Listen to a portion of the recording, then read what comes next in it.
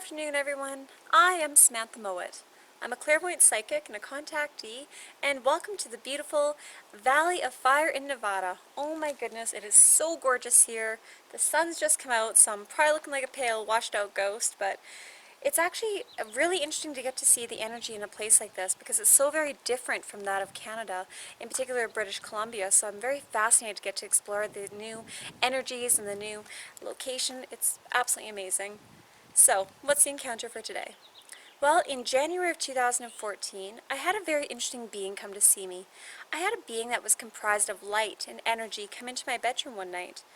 And as this being was talking to me, I remember thinking she was very unique in some senses because as I'm laying there in bed, I was brought to a partially conscious state where you're partially awake, you're partially asleep, and you're actually sensing the energy in the room as it moves around near you. And as I'm laying in my bed, I remember seeing this beautiful purple energy as a large mass. It was very similar to like this. It was like a partially, almost like a cloud or a mist of energy. Oh look, someone's got a puppy driving by. Very cool. And as this mass of energy was right beside my bed, I thought it was very interesting because it felt calming, it felt serene, I felt safe in its presence.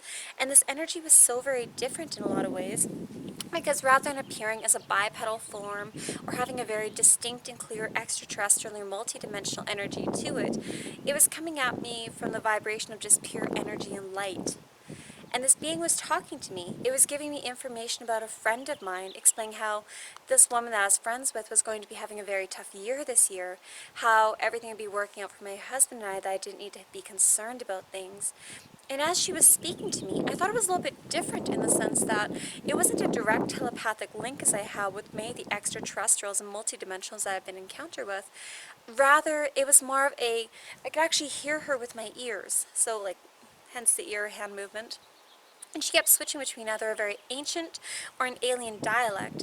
And as she was doing this, I kept saying to her, "I'm sorry, I don't understand you. Can you please switch? Can you go to English? I don't understand this." And to have this being speaking in such a way was just quite fascinating. And that was something that I was trying to understand for a long time, why I was either hearing her on a clairaudient level, so psychic hearing, or hearing her with my physical ears. Well, the wind's picking up, so I'm going to go find a new location. But it was lovely talking to you, and I'll tell you another one in a few minutes. In February of 2014, it was really interesting because at that time our home was just bustling with activity. It didn't matter if it was daytime or nighttime. It was really calm to see a lot of things moving throughout our home at that time. So we'd see different colored orbs passing through the house, like sometimes they'd be blue orbs coming through at night if I was being put back from an abduction, or we'd see the black orbs coming through, which would often be of a different dimensional or different energetic vibration than that of the blue orbs. It was really common for us to see things like colored mist being found throughout the house.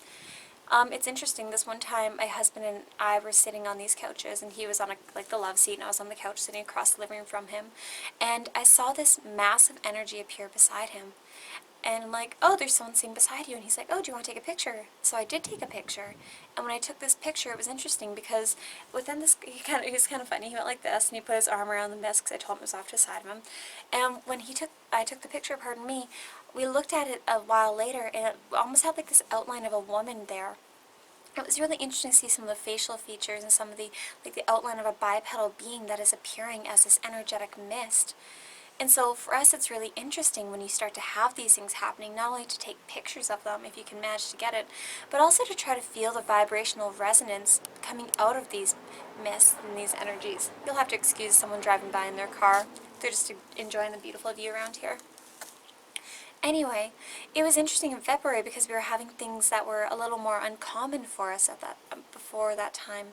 Because it's common to see orbs and to see mists, but we had some really interesting activity like golden rays of light starting to come through the home. We were seeing the living room this one time and I started to see these golden, almost like slits of energy that were vertical coming from one of the upstairs bedrooms down towards the living room.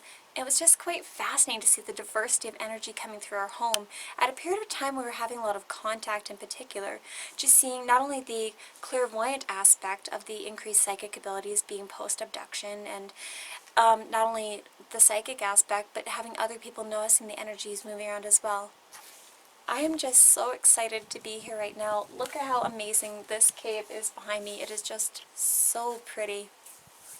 But I'm going to go find another spot and I'll talk to you in another minute. Bye.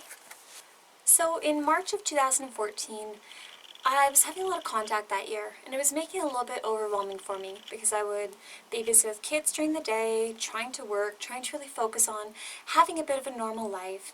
And my husband had gone out this one night with his friends. They were just, they're having a boys' night, that's fine. And while he was out, I put on a movie for the kids and I to watch, and they had just fallen asleep. And as this was going on, it was kind of interesting because they'd only been asleep for a couple of minutes, and we're in our downstairs living room. And it was interesting because we had a window that was behind us, and we had another window off to the side because we had windows on a couple sides of our house. And as I'm sitting there on the couch, I remember this beautiful whitey gray energy came in. It was quite wispy looking. It looked very ethereal. I'm probably saying that word wrong. Ethereal, thank you guides. And as it came in behind me and it came in front of me, and as soon as it settled, I'm like, not right now, I need a break, I'm exhausted, come back some other time, that type of thing. And as soon as I said this energy came back towards me as quickly as it had went away. And when it passed through my body, it was actually quite warm. And the energy of it felt so very light and calming. It wasn't as though this energy had any negative intention towards me. It was simply wanting to communicate with me and get to know me. However, at the time, because I had smaller children, I was quite tired and I didn't want to deal with any more beings in contact. I wanted to just have some time to myself where I could relax. So if you're someone who's going through contact, feel free, if you're encountering these things on a multidimensional level, to really try to set boundaries with them, to explain to them if you are exhausted or if you are frustrated, because a lot of the benevolent beings, if they realize that you're in those states, they will come back another time. They will understand your humanity, if you will, and the need to have a break. Whereas if it's something that is not necessarily having your best interest at heart, in which case it may choose to stay. And then that kind of gives you a better idea of where you stand with these beings. And that's just another component to really take into consideration, to give you a better idea of not only what the intentions are with these beings, but also to really get an idea of how you feel with them. And it's also very important to focus on the true vibration and the energy of the emotion that you're feeling when you're encountering these beings. Now, because this being felt very calming to me, I felt like I was safe enough with its presence. And because it left when I asked it to go away, that tells me that that being was being respectful towards me and having part of my best interest taken into consideration. So for me, that's part of why I would gauge this as being more of a benevolent encounter than that of, say, a self-serving being or a malevolent one. I'm going to go find another spot. See you in a few minutes. And today I'd like to talk to you about something very important.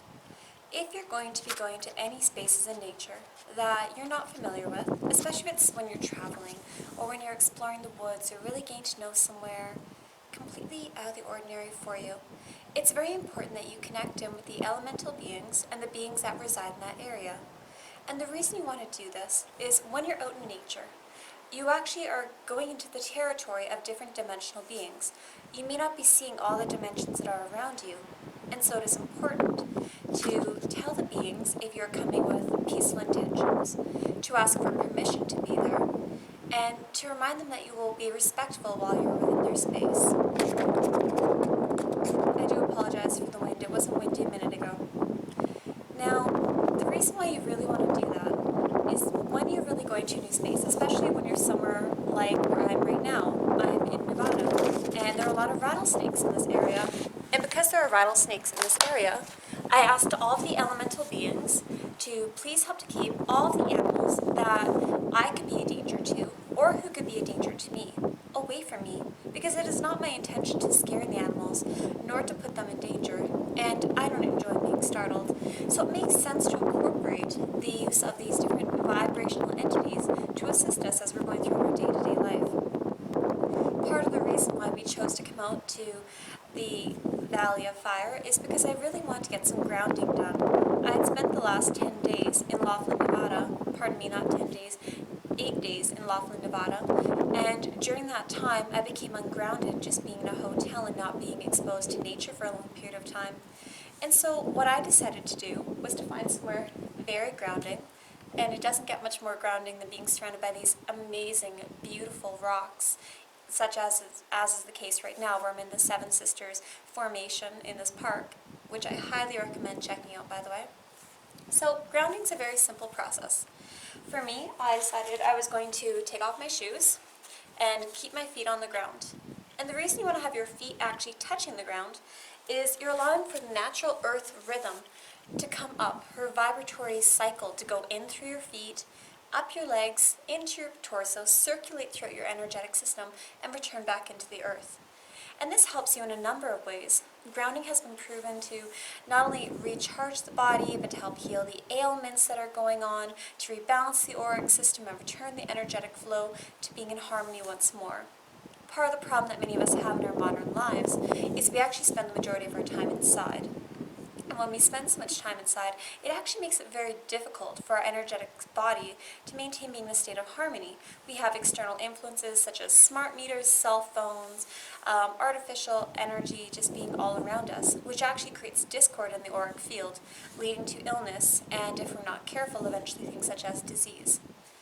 And so for me, it has been very beneficial with my own healing and my own journey to take time out of my day-to-day life to go into nature, whether it's caves, as is the case right now, or going into water, going to parks, into nature. Things like that have been very beneficial for me on a healing journey and to help keep my energetic body healthy so that my physical body maintains being in balance as well. And you might find it helps you. If you want to learn more about earthing, there's actually a lot of books that are available for you. I'll try my best to put up the picture of one of my favorite earthing books when I get home. But the wind seems to be picking up, so I think the air elementals are asking me to leave. It was lovely talking to you, and I'll talk